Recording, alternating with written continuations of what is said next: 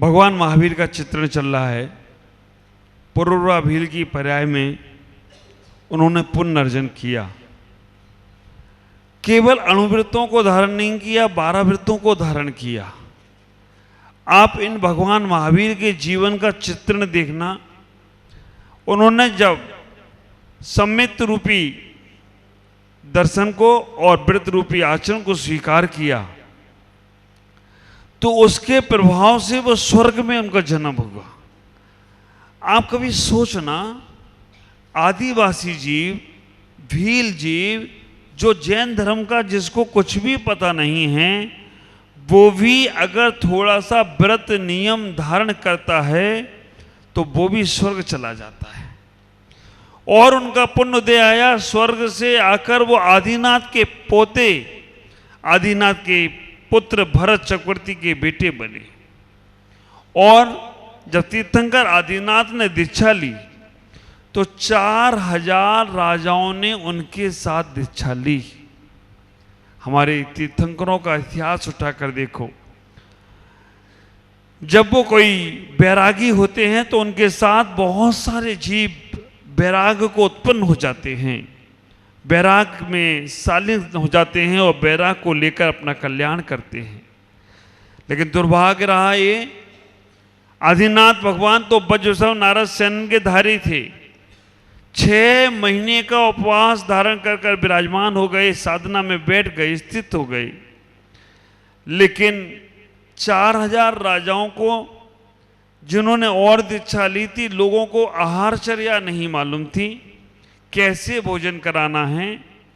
वो मुनिराज भोजन के लिए, आहार के लिए गए, किसी ने पड़घान नहीं किया। 4000 राजा भ्रष्ट हो गए, वापस इसलिए नहीं आए। भरत चक्रवर्ती कहता कि तुम मेरे पिता को अकेला छोड़कर आ गए।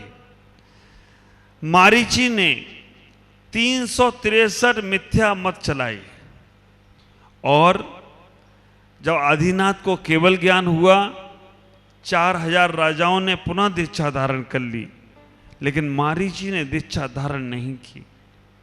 ख्याल करो, उसने मिथ्या मतों का परंपरा शुरू कर दी। और मिथ्या मत की परंपरा इसने केवल इसलिए और शुरू कर दी, मैं आदिनाथ के बेटे का बेटा हूं, मेरे दादा तीर्थंकर हैं, मैं क्यों दीक्षा लूं। जब वो अपना मार्ग चुन सकते हैं तो हम भी ये मार्ग चुनेंगे। आप लोग एक भजन गाते हो ना, एक बेटा साधु बनता, एक योगी बनता है, एक भोगी बनता है, एक पत्थर मूर्त बनती है, एक पत्थर नाली में पड़ता है, एक पानी भगवान का गंधोदक बनता है और एक पानी नाली में सड़ता है।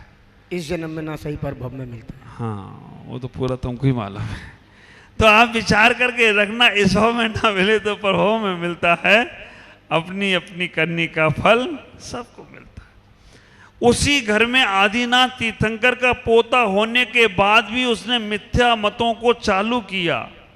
कई बार हमारे घर में हमारे बच्चे होते हैं, सारे बच्चे एक जैसे नहीं होते हैं। कोई इतना होशियार हो जाता है कि एक बेटे के कारण से पूरे घर का नाम रोशन हो जाता है, और कहीं कहीं कोई बेटा ऐसा भी निकल जाता है कि उसके कारण से माँ बाप को अपना सर झुकाना पड़ता है। ख्याल करो, हम अपने जीवन में अगर किसी के गहराई में जाने का प्रयास करें तो बहुत सारी चीजें ऐसी नजर आएंगी कि हम उसके जीवन को देख नहीं सकते। ऊपर से जो दिख रहा है वो ही अच्छा समझो। मारीची ने 363 मत चलाए और उन 363 मत चलाने के बाद पुनः दीक्षा भी धारण नहीं की। उसका अहंकार का भाव आ गया, मैं तीर्थंकर के परिवार का हूं, मैं तीर्थंकर के पोता हूं, मैं भी अपना मत चलाऊंगा। ख्याल करना किस कारण से, उस कारण से उसे कितना भटकना पड़ा। वहां से मरण करके जब उसने मिथ्या मतों को चलाया तो वहां से मरण करके मिथ्या दृष्टि होने के बाद भी भद्र परिणामी था। ख्याल करो, अभी हमारे संघ में स्वाध्याय माता जी लोग सभी करते हैं। चर्चा सागर में आई एक चर्चा, इस पंचम काल में भी 123 लोग मोक्ष जाएंगे। पंचम काल में कोई मोक्ष जाता नहीं है, हम लोगों ने यही सोच रखा है। लेकिन अभी उसमें चर्चा में आया कि पंचम काल में 123 मोक्ष जाएंगे। और अगर तुमसे पूछ लिया जाए कि पंचम काल में पहले कौन कौन मोक्ष गया, किसको मालूम है? पंचम काल में कोई मोक्ष गया क्या? हाँ, महावीर भाई को मालूम है। बोलो महावीर भाई। जम्बू स्वामी और सुधर्माचार्य और इंद्रभूति गौतम, 3 तो चले गए। बाद में आपके नंबर लगने वाला है, क्योंकि नाम भी महावीर है। तो आप विचार करना, ये पंचम काल में मोक्ष गए हैं इंद्रभूति गौतम, जम्बू स्वामी और सुधर्माचार्य, इसी पंचम काल में मोक्ष गए। हम पंचम काल की दुहाई देकर ये नहीं कहें कि आज कुछ नहीं हो सकता है, और वो ही जाएंगे पंचम काल, पक्का बात है। चतुर्थ काल में जन्मेंगे, वो ही पंचम काल में मोक्ष जाएंगे। ये ऐसा प्रभाव है। लेकिन अभी भी 123 जीव मोक्ष जाएंगे। उसमें नंबर लगाना है आपको क्या? अपना मत लगाना। क्यों? वो सम्य दृष्टि नहीं होगी, वो जिन भक्त नहीं होंगे, वो मिथ्या दृष्टि होंगे, भद्र परिणामी होंगे। भद्र परिणामी होने का इतना प्रभाव पड़ता है कि वो भद्र परिणामी जीव यहाँ से मरण करके विदेश क्षेत्र में जन्म लेंगे, और विदेश क्षेत्र में हमेशा चौथा काल चलता है। आज भी वहाँ भगवान का संवत्सरण लगा है, और आज भी वहाँ पर तीर्थंकर के सिमंदर आदि 20 तीर्थंकर के संवत्सरण में ये दिख रहा होगा कि धुबड़ी में महावीर जयंती महोत्सव का कार्यक्रम चल रहा है। वहाँ पे आचार्य प्रमुख सागर जी का संघ और इतने भव्य श्रावक बैठकर उसका आनंद लूट रहे हैं। ये उनके संवत्सरण में रिले लाइव, क्या बोलते हैं, लाइव टेलीकास्ट चल रहा है। और आप विचार करना, उन्हें स्पष्ट दिखता है सब, हम नहीं देख पाए पीछे वाले, लेकिन उन्हें दिख रहा है संवत्सरण में। तो ऐसा वहाँ आज भी चल रहा है। तो यहाँ से वो जी वहाँ मोक्ष लेंगे। 363 मत चलाने वाला मारीची मरकर 5वें स्वर्ग में जन्म लिया। 5वें स्वर्ग में जन्म लेने के बाद संस्कार नहीं गई, 5वें स्वर्ग में भी मिथ्या दृष्टि ही बना रहा। देवता, हमसे किसी ने पूछा कि जैन धर्म पुराना है या अन्य धर्म पुराने हैं? ख्याल करना, बहुत अच्छा एक मैं आपको लॉजिक दे रहा हूं। पुराना और नया क्या है, आप विचार करके रखना। जैन और अजैन और जैन और सनातन, ये सब चीजें बात की हैं। पहले केवल 2 ही चीजें चलती थी। आप विचार करना, 2 ही चीजें, एक सम्यक और एक मिथ्यात्व। कोई भी भगवान जो हमारे थे, वो सारे के सारे तीर्थंकरों को जो कुल देवता मानता था वो मिथ्यात्व हो जाता था, और जो देवादि देव मानता था वो सम्मित हो जाता था। भगवान एक ही को मानते थे। आप विचार करके रखना, सारे के सारे पहले लोग, ये जितने भी आज देवी देवता दिख रहे हैं, ये सब बहुत बात की देन है। उसके बाद महावीर का वो जीव वहाँ से अयोध्या नगर में कपिल नाम के ब्राह्मण की पत्नी काली के गर्भ से मारीच जटिल नाम का ब्राह्मण बना। ब्राह्मण बनने के बाद भी उसने वहाँ पर वही मिथ्या मत को चलाने का प्रयास किया। जो संस्कार थे वो छूटते नहीं हैं। फिर वहाँ से मरण कर 5वें स्वर्ग में देव हुआ। वहाँ से 6वीं पर्याय में पुष्पमित्र नाम का पुत्र उत्पन्न हुआ पुष्पदंता के गर्भ से। उसने वहाँ पर भी मिथ्यात्व नहीं छोड़ा। एक चीज का ख्याल रखना, अगर हमारे माध्यम से कोई गलत प्रवृत्ति हो गई, अगर हमने कभी कोई गलत चीजों को प्रोत्साहन दे दिया, जन्मों जन्मों तक भोगना पड़ेगा।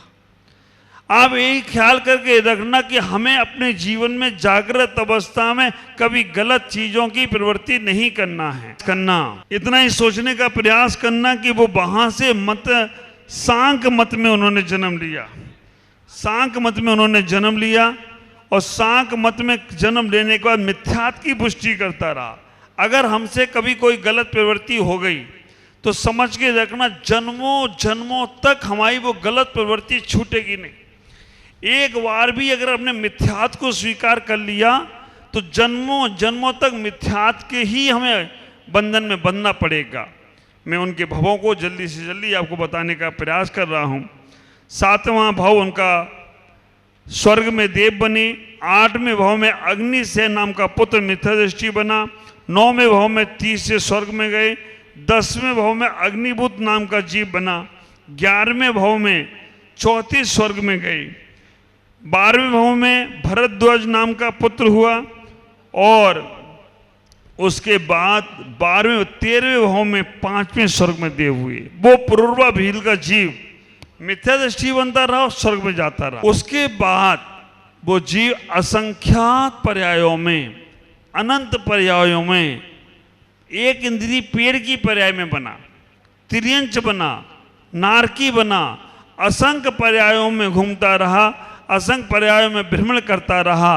भ्रमण करने के बाद फिर जब वो उसका पुण्योदय आया, पुण्योदय आने के बाद वही जीव राजगृह नगर में सांदिल नाम के ब्राह्मण की पत्नी पराशर से स्थावर नाम का पुत्र हुआ। वहाँ से महेंद्र स्वर्ग में गया। फिर विश्वनंदी नाम का पुत्र हुआ। विश्वनंदी ने मुनि दीक्षा को धारण किया। विश्वनंदी और विशाखा मित्र ये दोनों भाई थे। इनके काका ने इनके साथ छल कपट किया। विश्वनंदी को छोटा समझकर उसे राजपाट नहीं दिया। उसने छल से राज नहीं मिलने के कारण से मुनि दीक्षा धारण की। दीक्षा धारण करने के बाद विश्वनंदी को जब शरीर क्रश हो गया तो विशाखा नंदी ने उस पर हंसी से व्यंग कसा कि यही विश्वनंदी तू कैसा शरीर से क्रश हो गया है। वो वहाँ पर मरण को प्राप्त हुआ। मरण को प्राप्त होकर त्रिपृष्ठ नाम का नारायण बना। वही पुरुर्वा भील का जीव त्रिपृष्ठी नारायण बना। वहाँ से निकलकर वो सिंह की योनि में गया। ख्याल करना, अभी माता जी बोल रही थी ना, सिंह की योनि में वो जब पहुंचा, शेर हिरण को मुंह में रखे हुए है। दो मुनिराज अमितजय और अतिंजय, दो मुनिराज जब वहां से निकले, अजित जय और अमित तेज नाम के दो मुनिराज निकले। उन्होंने उसे संबोधन किया। ख्याल करो, उन्होंने कहा, हे वनराज, तुम तीर्थंकर होने वाले हो और तुम अपने मुख में हिरण का भक्षण कर रहे हो। जैसे ही मुनिराज ने संबोधन किया, उसके शेर के मुख से वो हिरण छूट गया। ख्याल करके रखना, जैसे ही मुनिराज ने संबोधन किया, उसके मुख से, शेर के मुख से हिरण छूट गया, भोजन छोड़ दिया। आंखों से अश्रुधारा निकलने लगी। आप अपने मंदिरों में देखते होंगे, एक शेर हाथ जोड़कर बैठा है, आंखों से आंसू निकल रहे हैं। और ऐसा उल्लेख आया महावीर पुराण में कि उस शेर ने मुनिराज की परिक्रमा लगाई। मुनिराज की परिक्रमा लगाने के बाद उसने अनुवृत्तों को धारण कर लिया। आप ख्याल करो, हमारा जनागम कहता है कि उस शेर ने मुनिराज से अनुवृत्तों को धारण कर लिया। अनुवृत्तों का मतलब रात्रि में भोजन नहीं करेंगे, उस शेर ने नियम ले लिया। पानी को पिपासुक ही पिएंगे, शेर ने नियम ले लिया। हम अभक्ष भोजन नहीं करेंगे, उस शेर ने नियम ले लिया। अब कैसे वो शेर पालन करेगा? ख्याल करो, शेर दिन निकलने के बाद जब सूर्य की किरणें पानी सरोवर में पड़ती थी, जो पानी पिपासुक होता था, बहता हुआ पानी ही पीता था।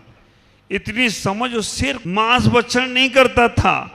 जो पेड़ से पत्ते टूटते थे उन पेड़ों का भक्षण करता था और किसी जीव को नहीं मारता था। ख्याल करो, जब वो शेर अपना कल्याण कर सकता है तो हम लोग अपना कल्याण क्यों नहीं कर सकते? भगवान महावीर का जीव शेर की पर्याय में वहां से निकलकर उसने पुण्य अर्जन किया। शेर की पर्याय से निकला, सिंह की पर्याय से निकला, तो वहां से अंतिम तीर्थंकर बनने के लिए उसने श्रीधर तीर्थंकर की दिव्य देशना का श्रवण किया। 14वें दिन स्वर्ग में गया और वहां से आकर कनकोजल नाम का पुत्र उत्पन्न हुआ। उसने अपने मामा की लड़की से विवाह किया। ऐसा हमारा जनागम कहता है कि मामा की बेटी से भी विवाह होता था। नारायण श्री कृष्ण ने भी अपनी मामा की बेटी से विवाह किया। आजकल नहीं होता है, मुसलमानों में होता है और अन्य कई कई प्रांतों में होता है। आप विचार करना, वहाँ से 12वें स्वर्ग में गया, 13वें हरिसेन नाम का पुत्र हुआ, 14वें भव में 10वें स्वर्ग में गया, वहाँ से वो चक्रवर्ती प्रिय मित्र नाम का चक्रवर्ती बना। फिर दीक्षा धारण की, 12वें स्वर्ग में स्वयंप्रभ हुआ, 17वें भव में नंद नाम का पुत्र उत्पन्न हुआ। अब वो नंद नाम के पुत्र में दीक्षा धारण कर 16 कारण भावना भागकर उसने वहां से तीर्थंकर प्रकृति का बंध किया और वहां से 18वें भव में अचंद्र स्वर्ग में जाकर देव हुआ। ये 18 भव तो हमने आपको बताए और इनके बीच में अनंत अनंत भव उनके हुए। ख्याल करो, आपको लगता होगा कि महाराज ये सब क्या बताने की जरूरत है। ख्याल करो, हमारे तीर्थंकरों ने भी कष्ट उठाए, हमारे तीर्थंकर भी मिथ्या दृष्टि बने, हमारे तीर्थंकर जिन्होंने पाप का उदय आया तो नरकों में पीड़ा को सहन किया, लेकिन हिम्मत नहीं हारी। तो कभी आप इनसे इतना ही समझना, ये उदाहरण तीर्थंकरों के पूर्व भाव हमने इसलिए बताए हैं कि अगर आपके जीवन में कोई पाप हो गया है, अगर आपके जीवन में कोई कष्ट आ गया है, आपके जीवन में कोई दुख आ गया है, तो आप ये मत सोचना कि अब तुम कुछ नहीं कर सकते। बहुत कुछ कर सकते हो। आस पर आसमान टिका है। विचार करना, आस पर आसमान टिका है, विश्वास पर इंसान टिका है। मानो या ना मानो इस हकीकत को मित्रों, हम सबकी श्रद्धा पर हमारा भगवान टिका है, हम सबकी श्रद्धा पर हमारा भगवान टिका है। तो जीवन में जितनी भी गलतियां हो जाएं, हमारा जिनागम ऐसा जिनागम है जो कहता है कि अंजन जैसा चोर भी निरंजन बनकर अपना मोक्ष मार्ग प्रशस्त कर लेता है। पापी से पापी भी तर जाता है ये मोक्ष मार्ग में। एक सूत्र आप हमेशा सुनते होंगे, पाप से घृणा करो, पापी से नहीं। पापी से तो घृणा करते हो और वही पाप तुम खुद करते हो। तुम्हारी जीवन में ये व्यवस्था बन गई कि पापी से अगर कोई तुम्हें गलती करने वाला मिल जाए तो तुम उसे नफरत की दृष्टि से देखते हो, लेकिन तुम्हारे अंदर वो गलती खुद भी चल रही हो। हाँ, तुम्हारी स्थिति मालूम कैसी हो गई। खर्राटे लेने वाले को, अहंकारी व्यक्ति को, खर्राटा अहंकारी व्यक्ति को कभी भी अपने खर्राटे सुनाई नहीं देते, अहंकार दिखाई नहीं देता, अपना क्रोध उसे कुछ गलत लगता नहीं है। तो आप विचार करके रखना, दूसरे के खर्राटे तुम्हें परेशान करते हैं लेकिन अपने खर्राटे तुम्हें परेशान नहीं कर। अभी परमात्मा बनेंगे। ओम नमः जय गुरुदेव।